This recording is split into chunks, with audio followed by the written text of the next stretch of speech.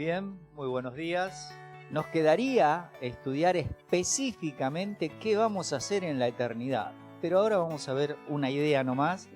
Como les dije la vez anterior, tenemos que arrancar con Hebreos, así que vamos a ver lo que va a ser la vida en la eternidad, pero sin detenernos en qué vamos a hacer cada uno de nosotros. Eso más adelante. Bueno, propósito número 1 en el tema de hoy es estudiar acerca del lugar donde los que están en Adán, es decir, desde Adán en adelante todos los impíos, van a pasar la eternidad futura. En segundo lugar, vamos a tratar de mirar ese mismo tema, pero para los redimidos, en diferentes dispensaciones.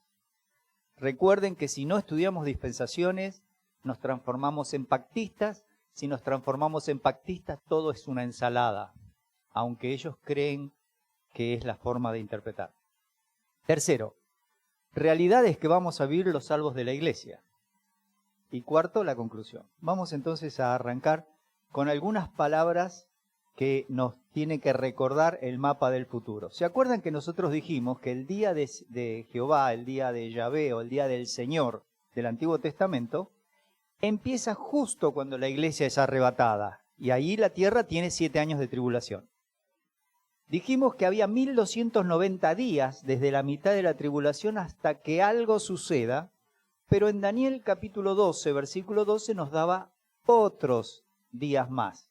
Nos llevaba hasta 1335 y eso nos daba 75 días que algo va a estar haciendo el Señor en la tierra. Luego viene el milenio, que obviamente son 1000 años, y ese sol verde que ustedes ven allí sería la Jerusalén celestial.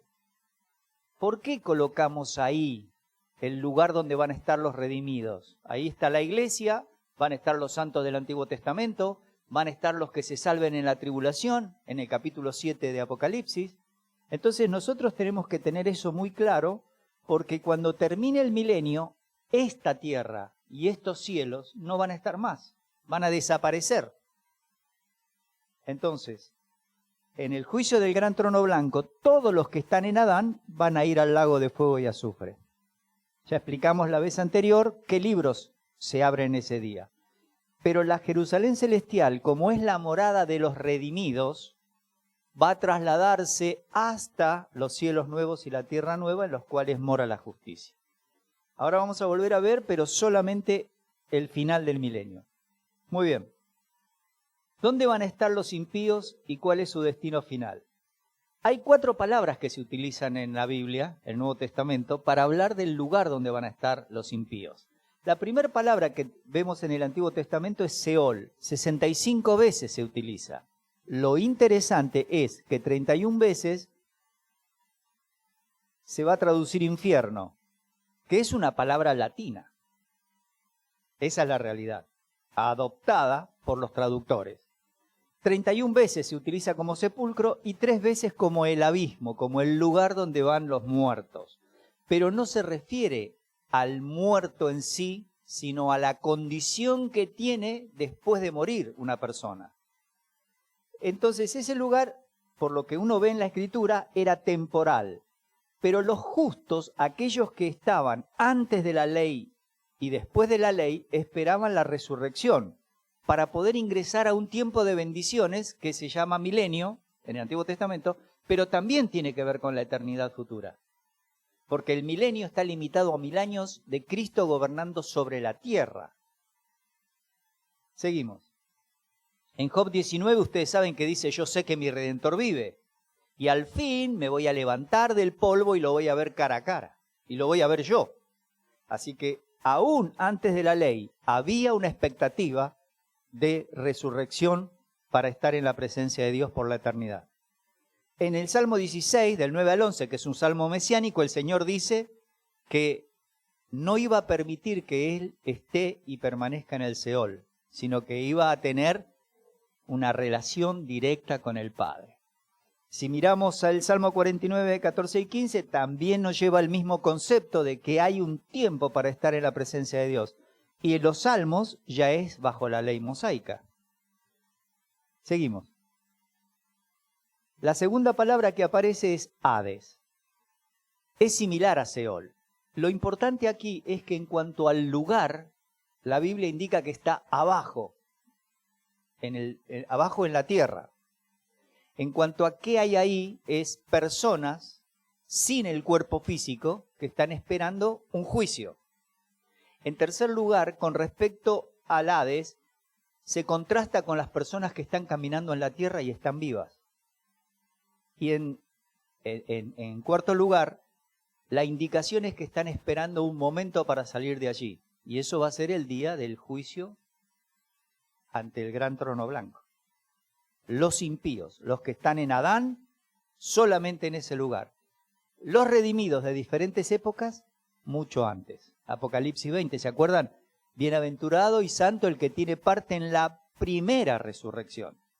Esto es un problema para el pactismo, porque ellos consideran que es todo junto.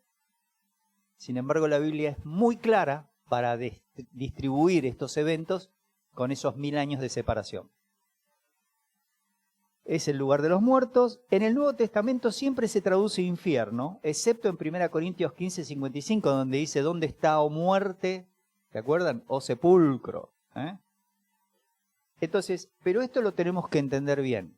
Hay un concepto que se llama revelación progresiva en la hermenéutica. Quiere decir que yo armo una línea de tiempo desde Génesis hasta Apocalipsis, desde la creación del mundo hasta que termine, y tengo que ir colocando los eventos. Cuando voy al Antiguo Testamento, encuentro que el lugar de los muertos pareciera ser todo uno solo. Pero el Señor Jesucristo en Lucas 16 dice que ese lugar tiene 2 lugares. Un lugar de los impíos, a donde va el rico, que vivía haciendo fiestas y no tenía ninguna intención de relacionarse con Dios, y Lázaro el pobre, que justamente estaba en el seno de Abraham.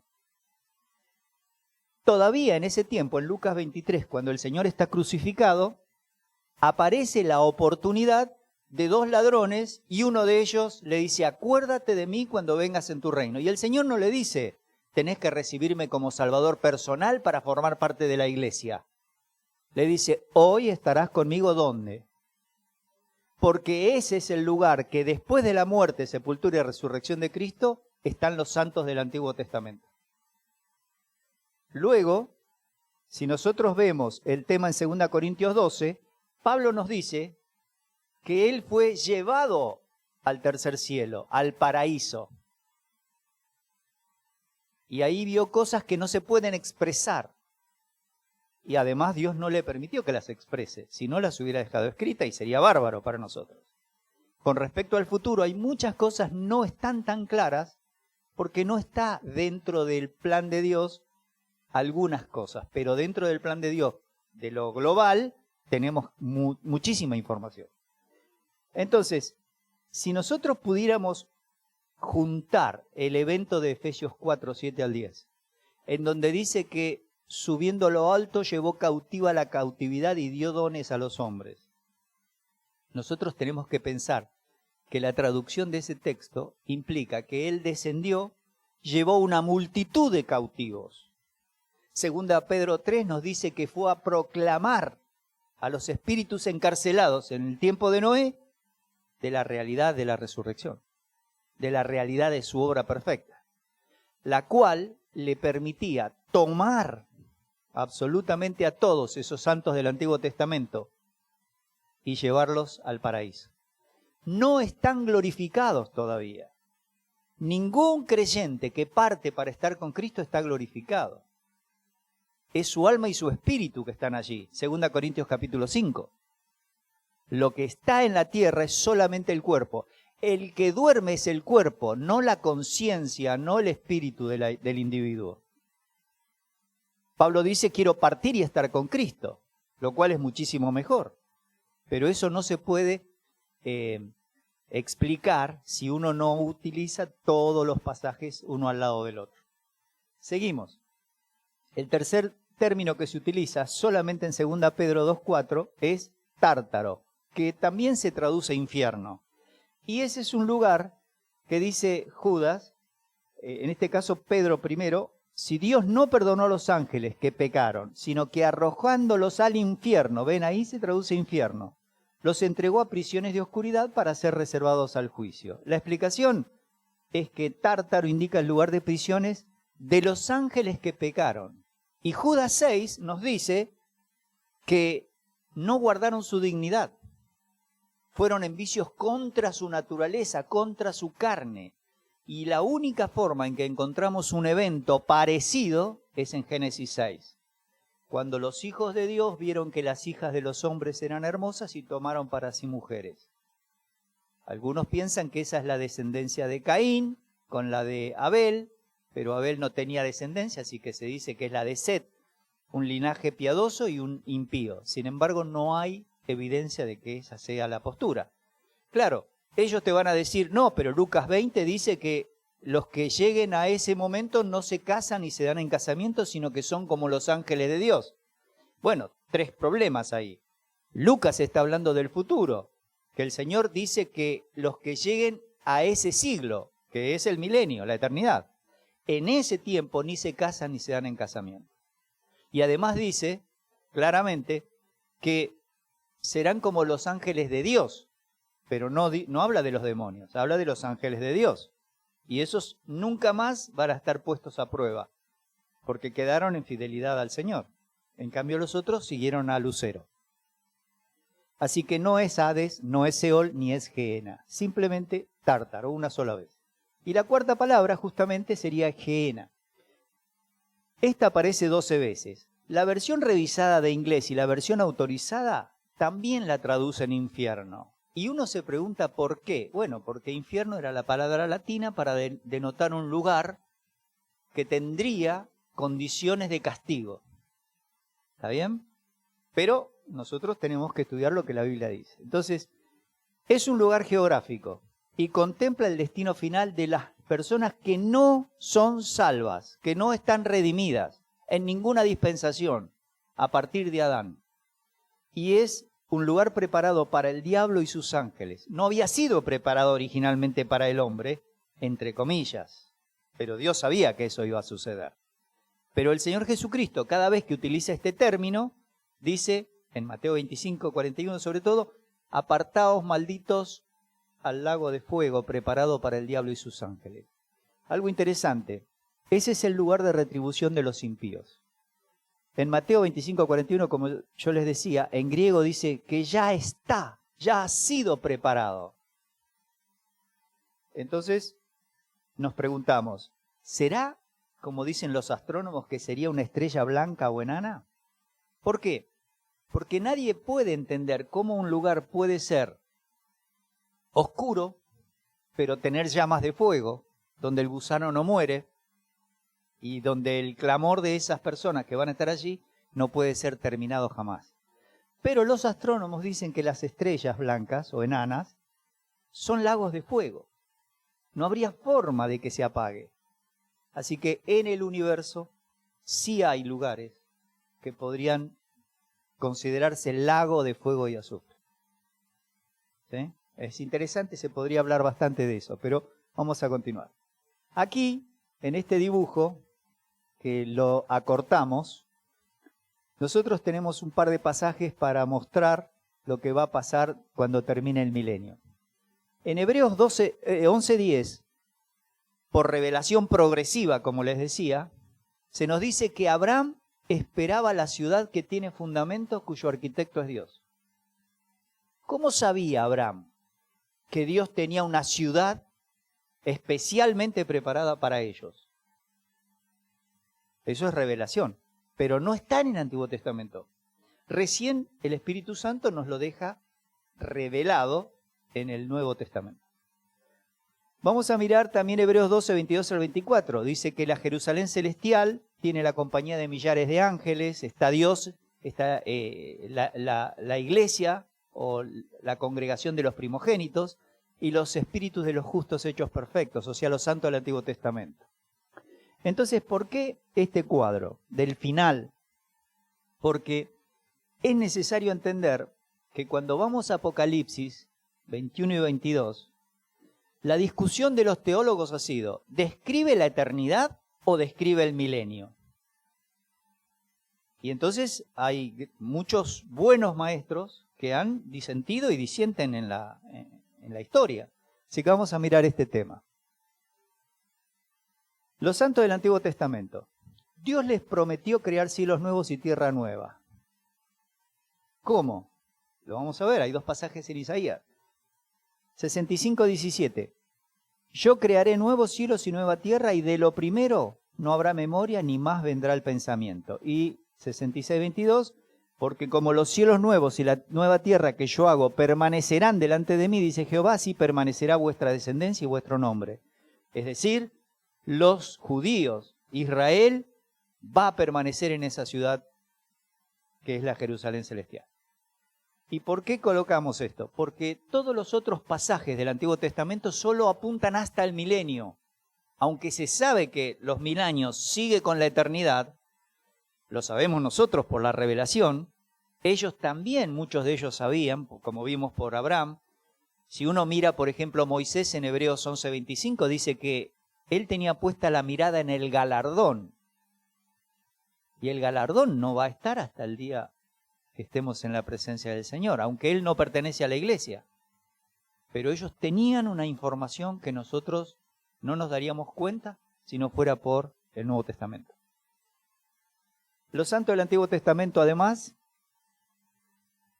lo que les decía recién, sabían de la Jerusalén celestial. Y ahí les puse el texto de Hebreos 11. Abraham habitó como extranjero sabiendo que había una ciudad futura. Seguimos. En el Nuevo Testamento, en Juan 14, el Señor le dice a los discípulos, en la casa de mi Padre muchas moradas.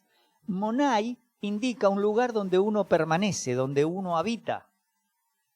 Y eso es lo que el Señor le dice. Yo les voy a preparar un lugar para ustedes. Esto es lo que el creyente está esperando. Vamos a ver más textos. Por supuesto, donde yo estoy, vosotros también estáis. En 2 Pedro, nosotros, los creyentes, dice Pedro, esperamos, según sus promesas, cielos nuevos y tierra nueva en los cuales mora la justicia, que no es en esta tierra, ni en estos cielos.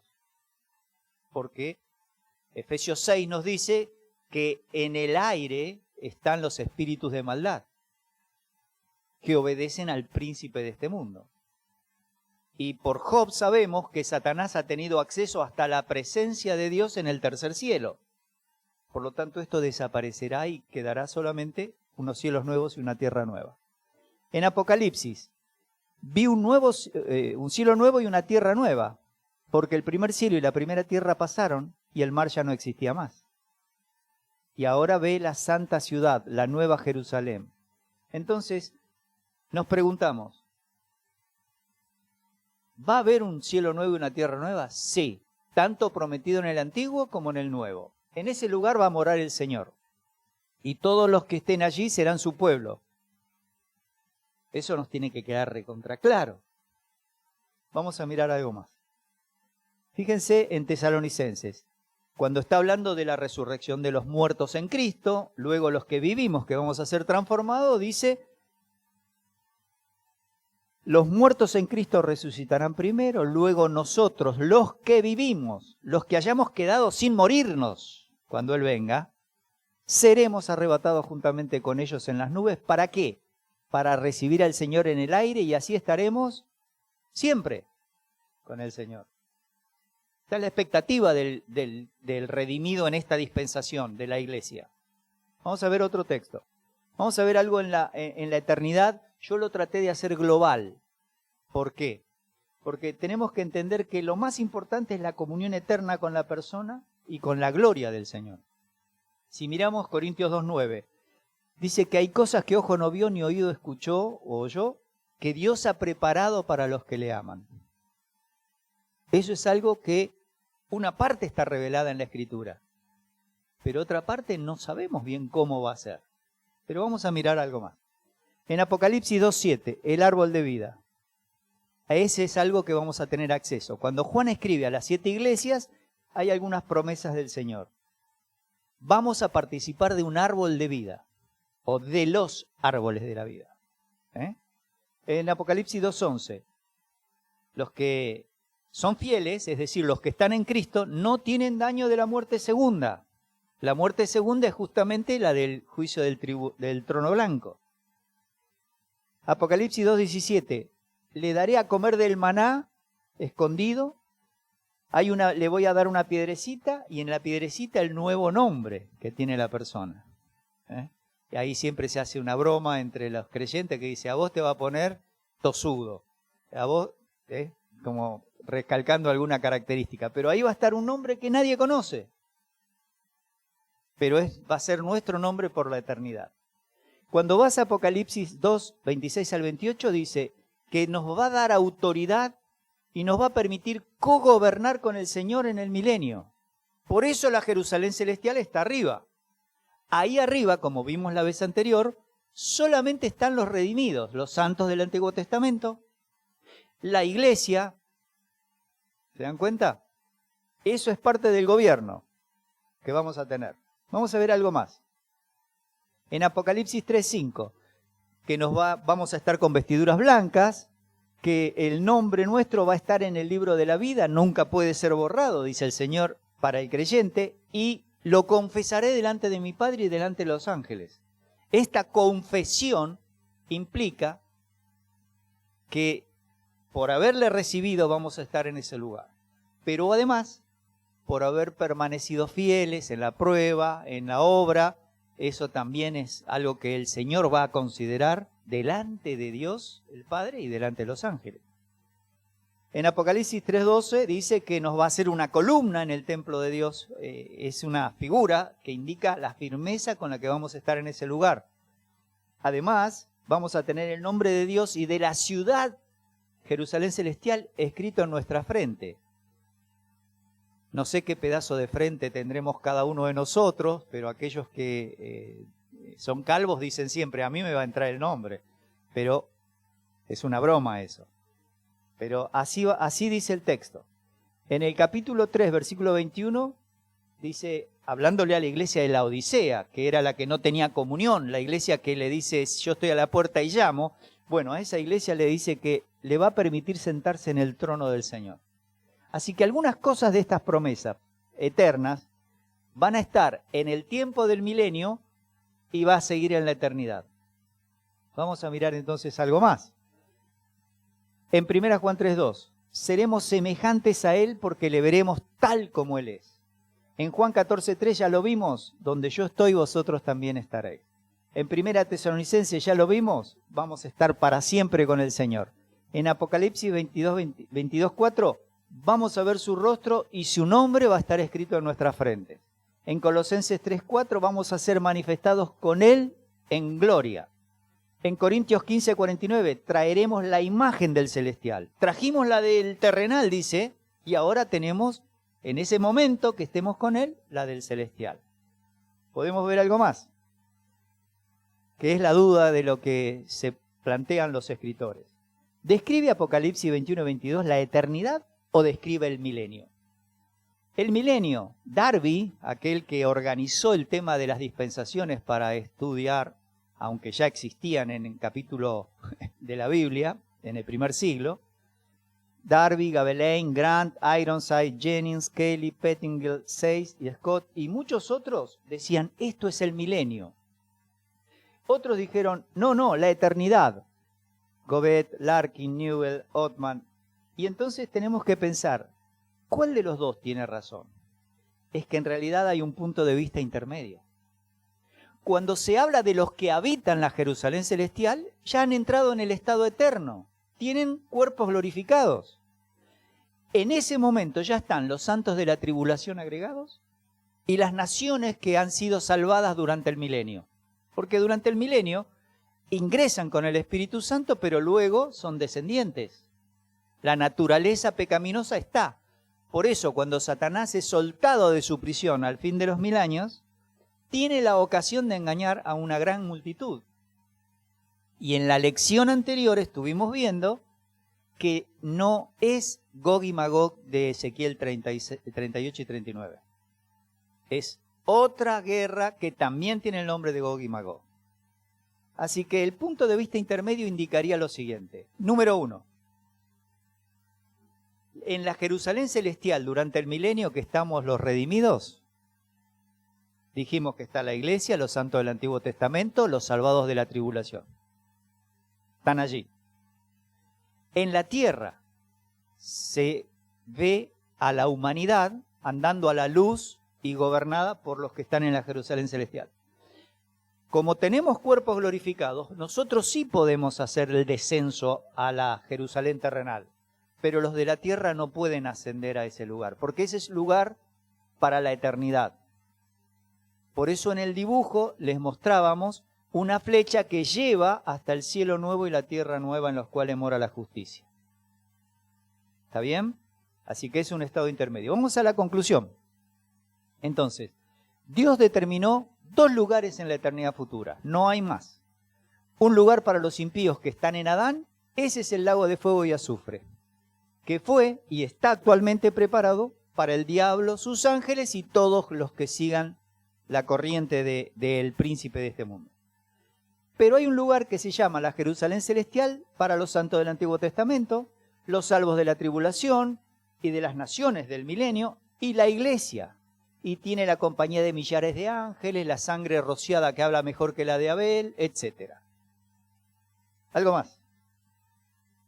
En esta dispensación, desde Pentecostés hasta el arrebatamiento, solamente quienes reciben al Señor Jesucristo como Salvador personal pueden entrar en la Jerusalén celestial. Es decir, hay que creer en la muerte, sepultura y resurrección del Señor Jesucristo conforme a las Escrituras. Hay que recibirle como Salvador personal. De lo contrario, no hay posibilidad de que la persona esté en la eternidad en este lugar, en esta dispensación. Tercero, la comunión perfecta con Dios, el conocimiento perfecto, la santidad perfecta, la salud y cuerpos glorificados son propiedad de todos los redimidos en las diferentes dispensaciones. Sea antes de la ley mosaica, sea lo que pasó durante la ley mosaica, los justos de ese periodo, sean los salvos de la tribulación, sean los salvos del milenio. En ese lugar, esto es para todos. Conocimiento perfecto, comunión perfecta.